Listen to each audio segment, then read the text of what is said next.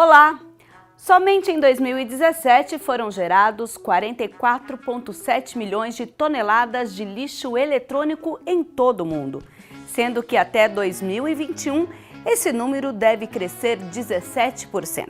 Na esfera federal, a Política Nacional de Resíduos Sólidos regulamenta o tema, mas pouco se evoluiu quanto ao descarte correto desses materiais.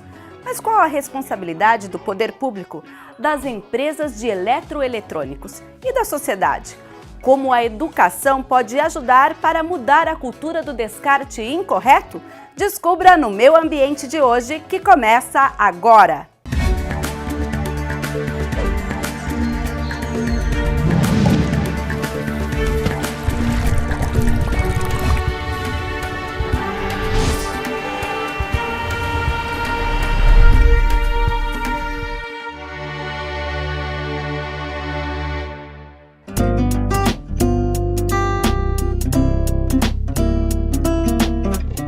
Somente em 2017 foram gerados 44,7 milhões de toneladas desse tipo de resíduo em todo o mundo, sendo que até 2021 esse número deve crescer 17%, aponta um estudo realizado pela Universidade das Nações Unidas em conjunto com a União Internacional das Telecomunicações. Assim, a responsabilidade dos governos e empresas aumenta para evitar a saturação dos aterros sanitários, contaminação por metais pesados e, consequentemente, danos à saúde pública. Em Campinas, os ecopontos são locais aptos a receber materiais recicláveis, mas também resíduos da construção civil, como entulho, madeiras, lata de tinta, resíduos de poda e jardinagem e objetos inservíveis, como sofás, armários, móveis, e ainda há espaço para os especiais, que agrega a categoria lixo eletrônico, conhecido como e-lixo, e ainda pilhas, lâmpadas, baterias, óleo comestível usado, pneus, entre outros. Entre os países emergentes, o Brasil é um dos principais geradores, com cerca de 100 mil toneladas de computadores, mais de 17 mil de impressoras e 2 mil de celulares. Com a mudança do sinal analógico para o digital, o televisor de tubo veio se juntar a esses materiais descartados que aguardam uma solução ambiental. O Meu Ambiente está no Ecoponto Central de Campinas e aqui atrás de nós temos cerca de 30 toneladas de tubos de televisores e também de monitores. O Tomás é o responsável por esse espaço e vai contar pra gente o que a prefeitura tem feito para resolver esse problema da questão do lixo eletrônico. Tomás, o que aconteceu que a gente de repente se encontra aqui no meio dessa montanha de televisores? Bom, Mirna, com a troca do sinal digital, houve um aumento de 30% do descarte de televisores de tubo na troca pelos televisores já aptos a receber esse sinal. Sim. Isso acarretou o aumento do descarte. Hoje nós temos 14 ecopontos aptos a receber esse tipo de resíduo na cidade. Então, como funciona? As pessoas, elas trazem aqui ou elas trazem nesses outros ecopontos descentralizados e aí uma equipe traz esse material para cá? Exatamente isso. Nós temos os 14 ecopontos, incluindo o ecoponto central, onde esse material é descartado e concentrado aqui, aguardando a contratação de uma empresa para tratamento. Então hoje a gente ainda não tem o destino certo para todo esse material? Nós temos o destino correto. Estamos viabilizando a contratação dessa empresa para que essa destinação final adequada seja realizada. Em que momento, Tomás, o poder público teve que dizer, olha, a gente vai ter que assumir essa responsabilidade, uma vez que na Política Nacional de Resíduos Sólidos se diz que essa responsabilidade é do gerador, mas acabou sobrando para o gestor. Como vocês resolveram isso? Alguém tem que arcar com o ônus gerado na sociedade. O poder público, ele tem obrigações sanitárias, nós temos a obrigação de limpar a cidade. Ou seja, esse ônus deveria ser do gerador, mas como o gerador não assume a Política Nacional de Resíduos Sólidos, ou seja, através da logística reversa, a prefeitura é obrigada a assumir pelo bem do município. Quando a gente fala nesse lixo que é descartado, a gente citou aqui os 14 ecopontos, mas às vezes as pessoas pensam que deixar o televisor no dia da coleta seletiva, que esse grupo também vai fazer aí, vai pegar esse televisor e trazer para cá, ou a coleta seletiva não pode fazer isso? Não, a coleta seletiva é destinada a papel, plástico, vidro e metal. O resíduo eletrônico, o lixo eletrônico, ele é sim reciclável, mas é um processo mais complicado e elaborado que necessita de uma maior qualificação. Sim, quando você fala nessa responsabilidade da prefeitura, no caso aqui de Campinas, o que hoje dá para fazer com esse lixo? Por que ele está aqui ainda? Bom, como eu disse, nós estamos em vias de contratar uma empresa. Assim que essa empresa for contratada, o lixo vai ser dado vazão para esse lixo eletrônico e a demanda vai ser resolvida. Mas me conta, a prefeitura vai receber por esse lixo ou ela vai pagar por esse lixo? Devido à natureza desse resíduo, principalmente dos tubos, onde contém metais pesados e uma série de componentes específicos, é necessário o tratamento porque ele causa dano à saúde humana. Sim. Agora, pensando no cidadão que está em casa, o que você diria para essas pessoas quando elas pensam em descartar esses materiais? O que elas devem fazer? Elas devem realmente procurar os ecopontos? Elas devem procurar uma empresa que vende um televisor, apesar que a gente, pelo menos, observa que poucas têm uma política de retorno. O que você diria para quem está em casa nos assistindo? Eu oriento a procurar os ecopontos. A prefeitura, dentro em breve, vai dar a destinação final para esse material. Nós temos algumas empresas idôneas no mercado, mas outras empresas não dão o tratamento adequado e retiram os componentes que interessam, ou seja, os que interessam economicamente, e acabam descartando de forma clandestina o restante do material. Então, o meio mais seguro e ambientalmente adequado é procurar os ecopontos para realizar esse descarte. No caso das pessoas verem alguém descartando tipos de materiais como esses em terrenos baldios, em praças, que ainda é comum na nossa cidade, o que ela deve fazer? Ela deve fazer a denúncia através do 156. E aí também vocês mandam alguma equipe para pegar esse material que está no local? Sim, mandamos. Mas o ideal, a atitude cidadã, é levar até o ecoponto. É de responsabilidade, então, da prefeitura dar o destino, mas aí você ainda tem que me dizer, a prefeitura vai receber por isso, porque ela está, de certa forma, mandando o material, ou é o contrário, ela vai ter que pagar por isso? Devido à complexibilidade do tratamento, a prefeitura tem que pagar para que essa destinação final seja realizada de forma adequada. Hoje, Tomás, quando a gente pensa em lixo, né, e o valor do lixo, que a gente sabe que é um dos maiores contratos municipais aqui, as pessoas pensam sempre que é aquele lixo comum, que é descartado, o lixo doméstico, mas envolve também o lixo eletrônico. Inclusive, aqui no Ecoponto Central, a gente está mostrando os televisores e os monitores, mas aqui na nossa frente tem milhares, por exemplo, de lâmpadas. Então não é só uma coisa ou outra, esse contrato envolve tudo. O contrato de limpeza urbana cuida exatamente disso, da limpeza urbana da cidade, envolvendo a coleta do orgânico, a coleta seletiva, a varrição, a coleta de resíduos especiais, resíduos do serviço de saúde. É uma gama muito grande de serviços envolvidos nesse contrato, que é tão grande devido, em alguns momentos, em falta de consciência das pessoas em fazer o descarte correto. Certo, eu vou aproveitar que a gente está aqui, a gente está falando do lixo eletrônico, mas quando a gente entra no Ecoponto Central, eu vi que tem fogão, que tem geladeira, que tem uma série de outras coisas, tem as lâmpadas. O que é tudo isso? O que representa tudo isso para a prefeitura resolver? O ecoponto, a gente consegue enxergá-lo através de dois pontos de vista. Inicialmente, o operacional. Nós temos que dar a destinação final ambientalmente adequada para todos os resíduos que entram no ecoponto. Seja resíduo da construção civil, resíduo de poda, eletrônicos, desde os tubos até os computadores, máquina de lavar e tudo mais. Tá? Esse é o papel da prefeitura, que muitas vezes ocupa um espaço que deveria ser ocupado pelo gerador. Agora, por outro lado, o projeto dos ecopontos é um sucesso, porque a demanda que a gente recebe é muito grande, que no final das contas gera o ônus para a prefeitura. No próximo bloco, a filial de uma empresa internacional que processa o lixo eletrônico em Campinas, retirando materiais que voltam para o processo produtivo.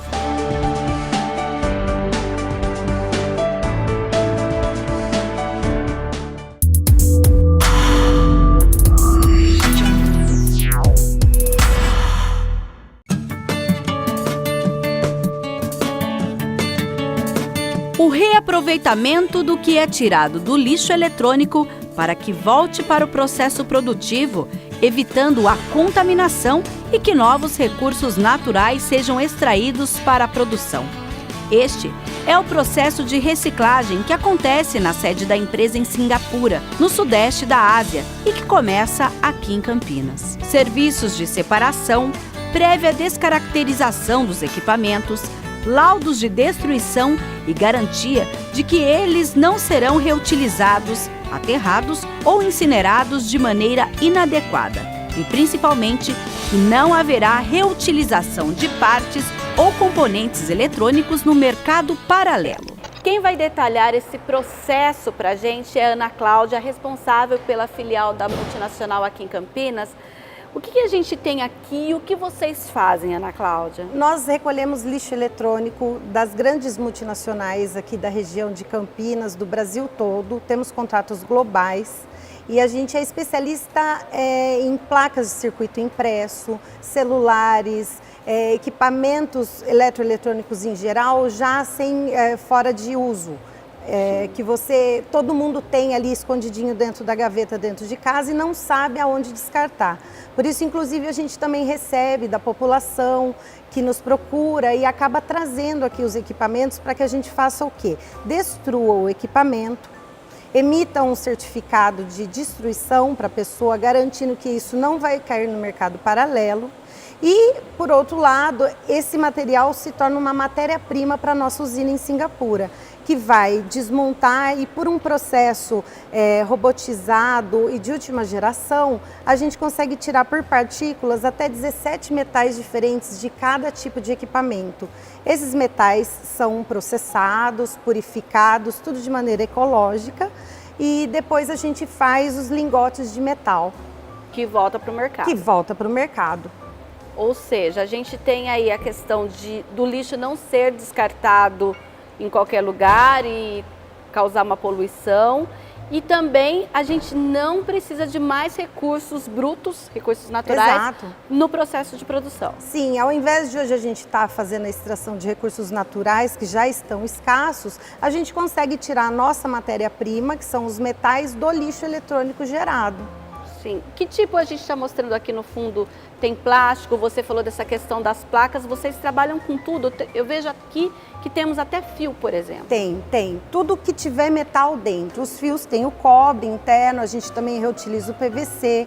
A gente recebe muitos equipamentos de empresas que precisam que o equipamento seja realmente destruído para que não sejam feitos gatos ou outros usos indevidos do material. Então a gente desmonta e separa as partes. Os plásticos a gente consegue transformar em biodiesel.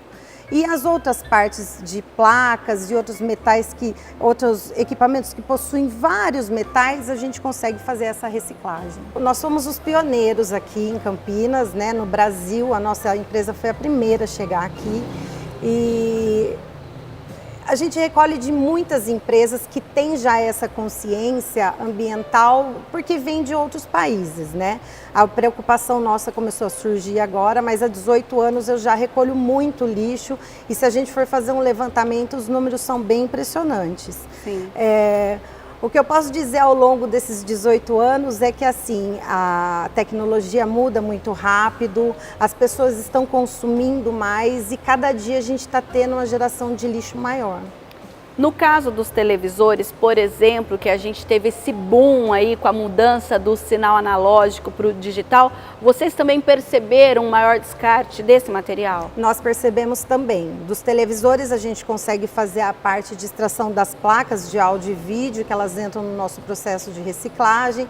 Faço a separação dos plásticos e da parte de vidro também. Então, cada um tem a sua destinação correta. No caso dos televisores de tubo, os vidros não vão para a sede da empresa. Os vidros, eles são processados por empresas ceramistas da região, de Rio Claro principalmente, que eles fazem as fritas para montagem dos pisos, né? Um processo bem bacana e que utiliza o vidro reciclado dos televisores.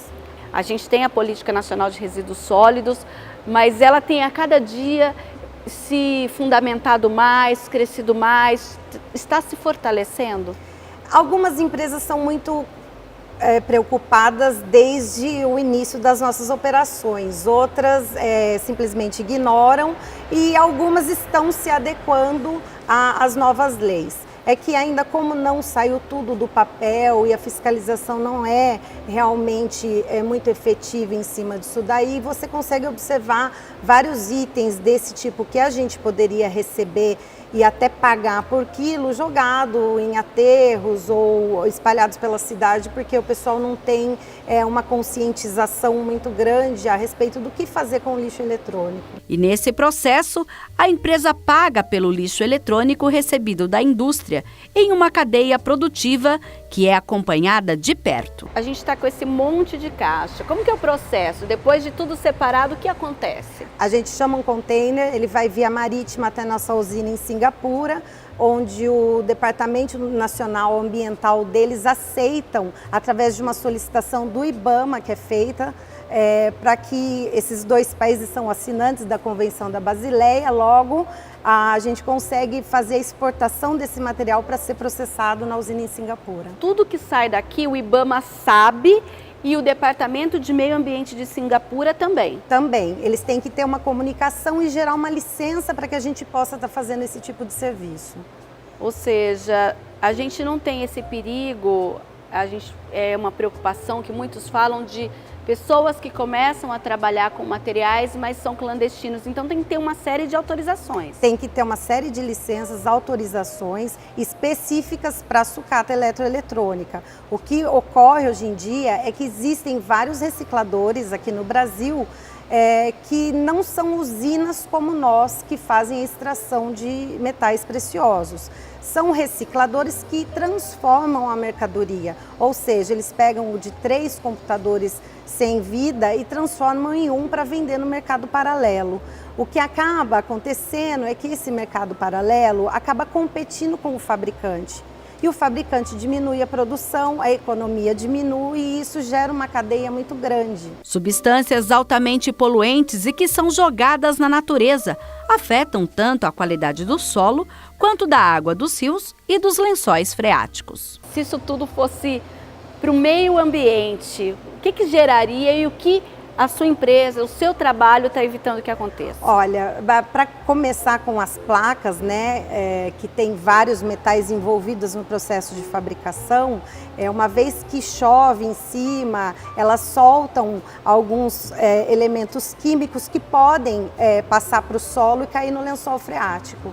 Então a gente evita fazendo o quê? Mantendo as sucatas eletrônicas dentro de um armazém fechado, secas, e totalmente separadas, cobertas, paletizadas, para que realmente não haja nenhum tipo de contaminação. A nossa maior preocupação não era só em extrair metal para ganhar dinheiro, mas também cuidar do meio ambiente, sabendo que isso daí no futuro vai gerar mais problema, vai gerar mais lixo e que a gente precisa salvar o planeta para as próximas gerações. No próximo bloco, a educação ambiental como parte de um processo de mudança de cultura para o descarte correto do lixo eletrônico.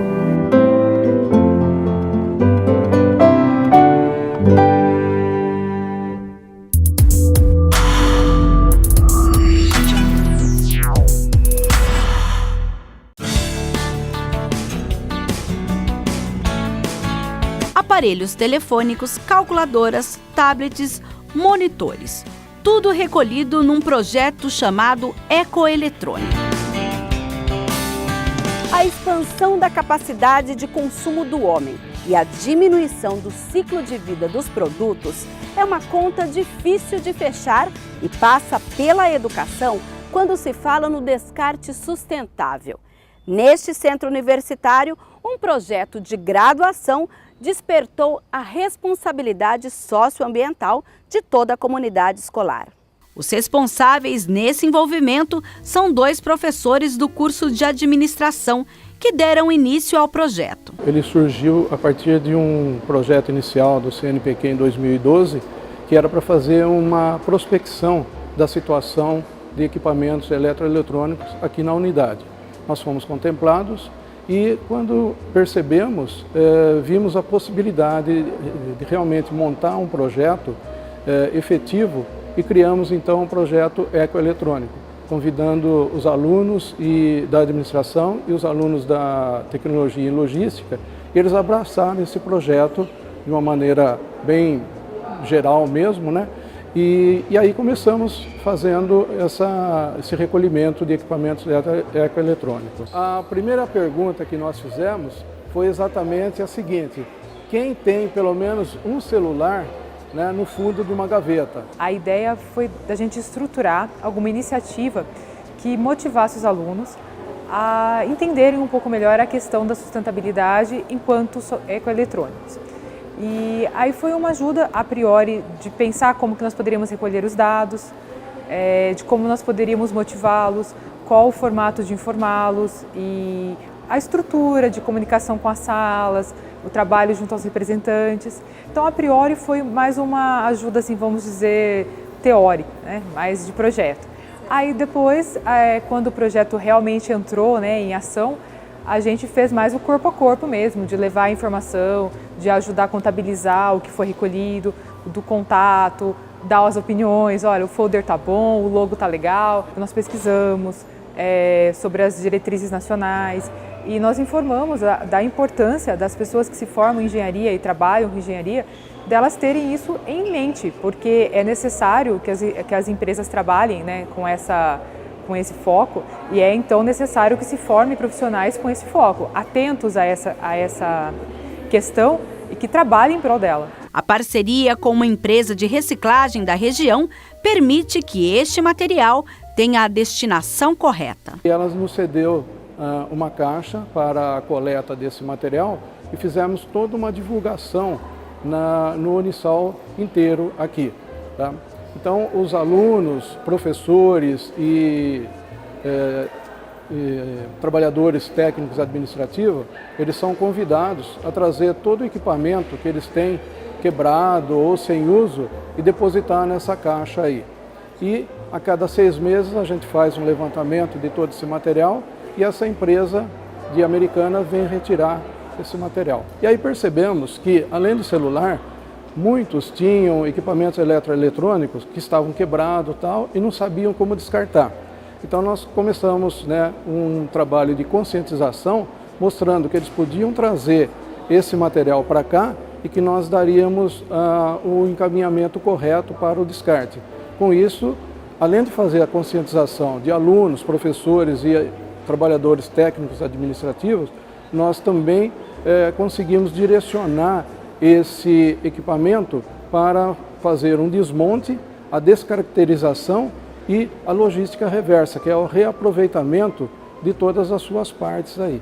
O reconhecimento veio em forma de prêmio, provando que a educação ambiental está no caminho certo. A educação, e é isso que a gente vem pregando desde 2016, nas salas de aula, com todos os professores e alunos, mostrando essa importância do descarte adequado de equipamentos, e não só de equipamentos, mas também, por exemplo, de uma garrafa PET, para evitar, né, possíveis inundações, como a gente vê o que acontece quando há uma chuva muito forte aí. Então essa conscientização, ela vem sendo trabalhada ao longo do tempo aqui na nossa escola e está dando bom resultado. Nós recolhemos 223 celulares, tá? E uma porção de teclados, mouses, monitor de computador, e com isso vem aumentando cada vez mais durante todo esse processo. Ele é o resultado de um trabalho bem feito, de um trabalho muito bem elaborado, né? E que culminou num artigo de todo esse trabalho aí e que está sendo reconhecido justamente pela Conselho Regional de Administração através do Enangrade. A certeza de que é necessário continuar e a vislumbrar, né, a oportunidade desse assunto ganhar um pouco mais de energia, um pouco mais de força. As oportunidades que nós tivemos, por exemplo, de falar com vocês, com certeza levou esse projeto ao conhecimento de muitas outras pessoas que muitas vezes não sabiam. E isso nos felicita.